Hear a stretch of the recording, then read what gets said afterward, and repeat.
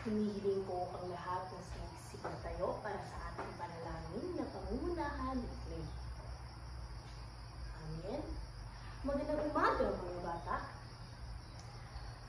Kumusta kayo ngayon? Ako ay nagagalak na kayo ay nasa mabuting kalagayan ngayon. Mga bata, gusto niyo bang sumayaw?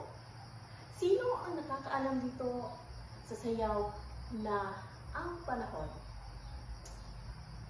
Okay, ngayon ay kakanta tayo at sayaw. Bago kayo umupo sa inyong mga upuan, makipulot muna ang mga basura at iayos ang inyong mga upuan. Ngayon naman, tignan ninyo ang inyong nasa kanan at kaliwa. May lumiban ba sa klase? Magaling, nagagalak at lahat kayo ay kumpleto ngayon. Mga bata, kapag nagsisimula ang ating aralin or ating aralin mamaya, ano ang inyong gagawin? Tama, maaasahan ko ba yan sa inyong lahat? Okay, ngayon may ipapakita akong larawan ito. Ipapakita akong larawan ito. Ang unang larawan ay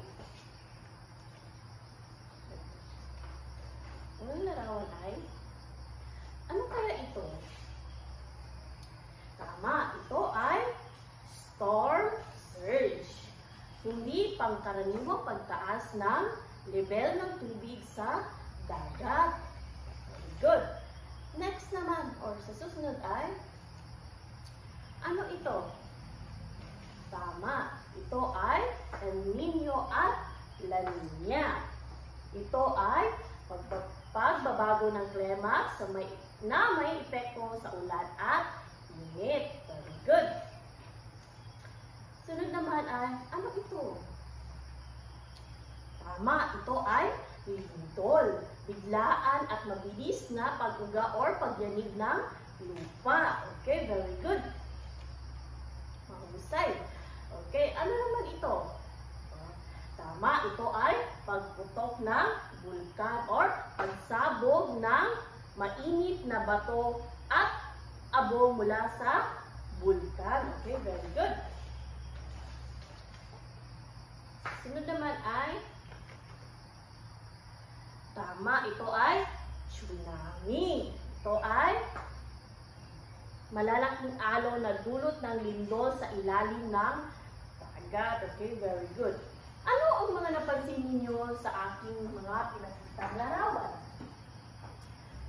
Tama, ito ay mga halimbawa ng kalamidad. Very good.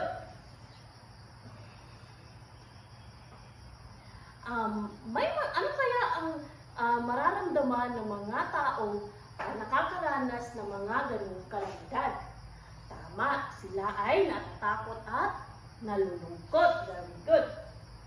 Kung may paparating na bagyo, ano ang mga dapat nating gawin? Okay, very good. Tayo ay magdadala ng flashlight or mga kits or first aid kits or mga dilatang kanin o dilatang pagkain para tayo ay maging handa always. Tama, kung may lindol naman, ano kaya ang ating gagawin? Tama, duck, cover, and hold. Very good. Mahusay. Ang ating tatalakayin ngayon ay araw ay paraan upang mabawasan ang epekto ng kalamidad. Pero bago yan ay babasahin muna natin ang ating layunin.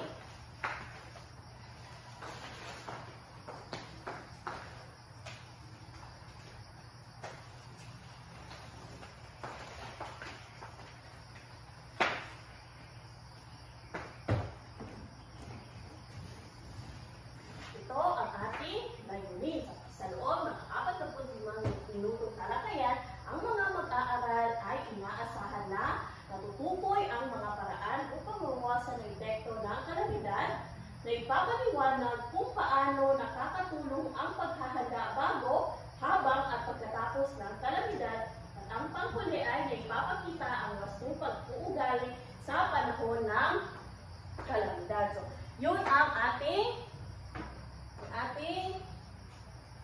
layunin. Bakit kaya natin ito pinag-aaralan? Okay. Tama, para makaiwas tayo sa panganib or sa mga kalamidad or mga biglaang kalamidad na ating nararanasan.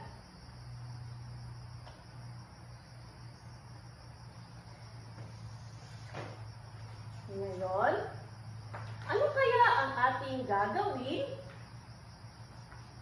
Ano kaya ang ating gagawin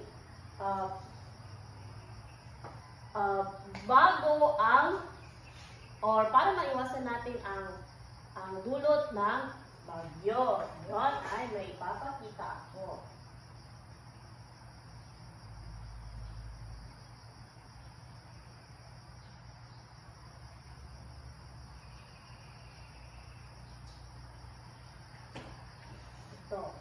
Ngayon ay pag-uusapan natin ang mga dapat gawin bago dumating ang bagyo. Very good. Okay. First ay maghanda ng mga pagkain hindi nangangailangan lutuin. Ang halimbawa nito ay mga delatang pagkain. Anihin ang mga panangin na maaari ng anihin. So pag may tanim na si tatay, may tanim ang mga magulang na pwede nang anihin, anihin muna natin bago ang bagyo para hindi naman siya masayang. Okay, para sa mga mangingisda, ilikas ang mga bangka sa ligtas na lugar. Yes, kailangan natin ilikas ang ating mga bangka para hindi matangay ng alon. Kung ang inyong lugar ay bahain o malapit sa dagat, maghanda ng mga dalahin kung kinakailangan lumikas. Katulad ng damit, mga pagkain na matagal masira, first aid kit, kandila or flashlight, radyo, di baterya o lubid o iba pa. Yes, very good. Okay, makinig sa balita at alamin kung kailan darating at saan ang bagyo. Okay, dito naman ay kailangan natin makinig always sa radyo para alam natin kung saan na ba or meron pa bang paparating na bagyo. Very good. Okay. Alamin ang mga ligtas na lugar na malapit sa inyong lugar. Okay? Kailangan natin ito masyado para pag umupa na or masyado nang mataas ang level ng tubig, may alam tayong pupuntahan or pwede na tayong mag-evacuate. Okay? Very good.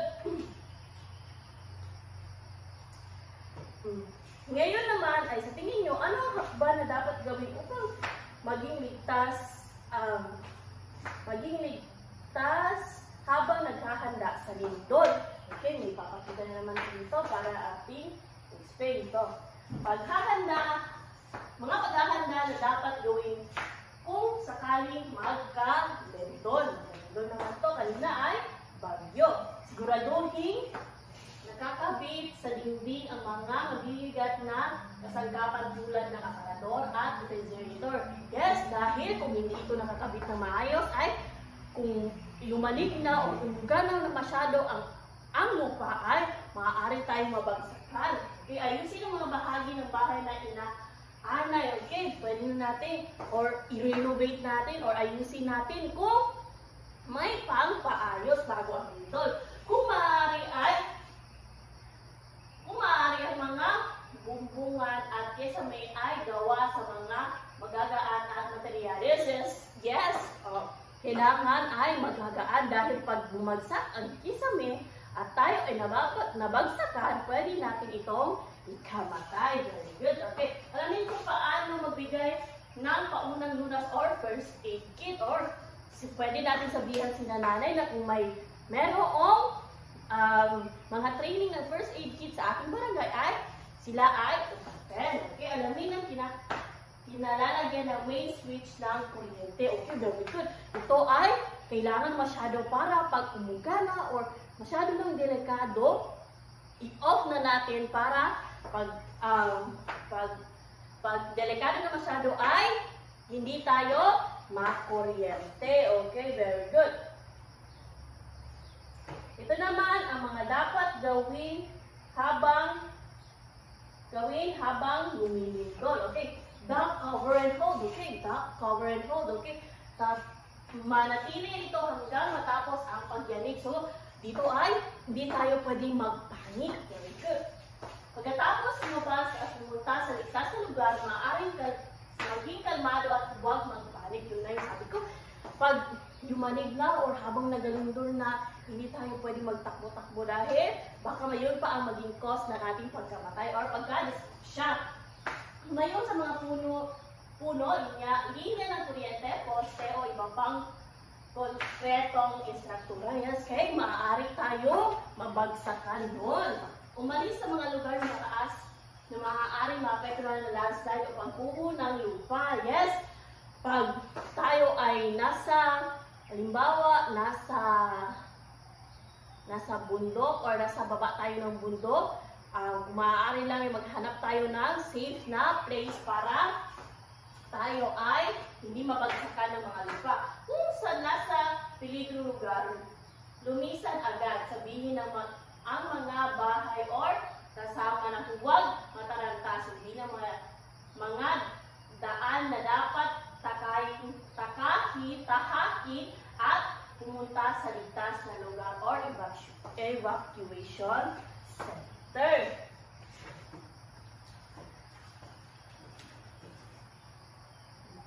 Okay. Suriin ang paligid. Alamin kung saan ang bumuhong lupa o gusali. Lumayo sa mga ito.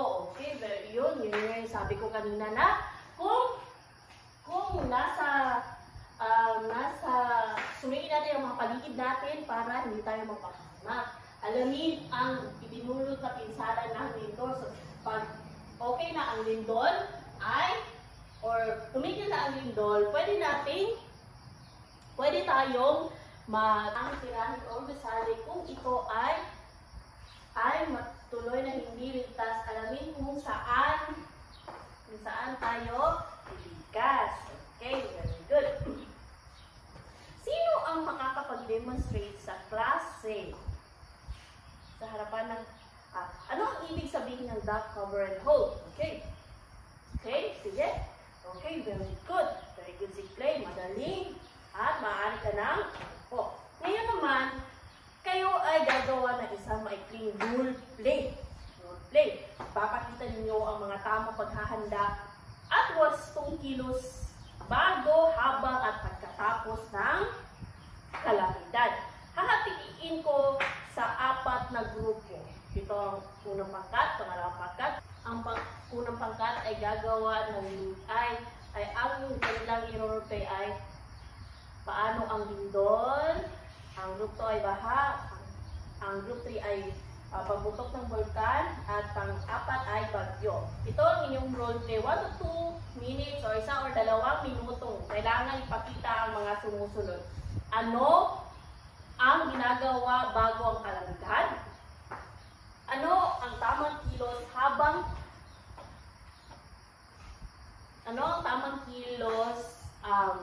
bago ang kalamidad?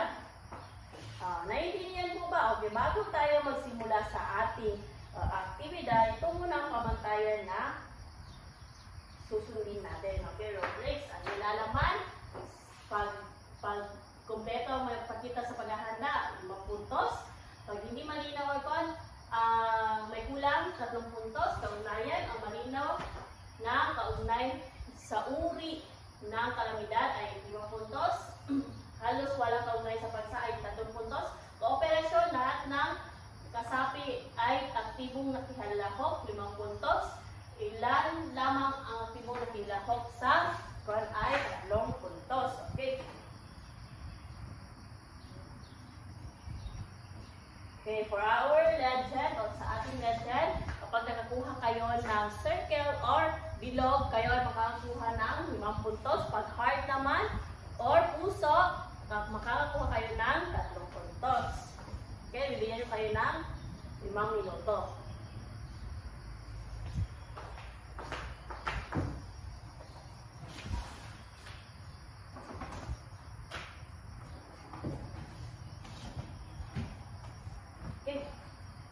Okay, tapos na. Okay, bibigyan natin lahat ng 10 puntos dahil kayo ay nakakuha ng tama.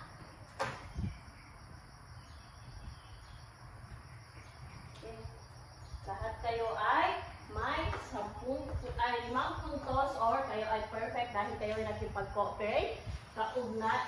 May ugnayan ang inyong mga role play at ang ilalaman nito ay tama. Ngayon, bibigyan naman. Ngayon, mahusay. Binibigyang buhay ninyo ang ating aralin gamit ang inyong talento at kaalaman. Bigyan natin ng ating mga sarili ng ang galing-galing uklat. Paano alam niyo kung paano gawin yan? Sige, ito lang. 1, 2, 3, 1, 2, 3. Ang galing-galing ko. Okay, very good. Sige, okay, magaling. Okay, ngayon naman ay kunin ninyo ang inyong mga kwaderno at sagutan ito. Okay, maraming salamat.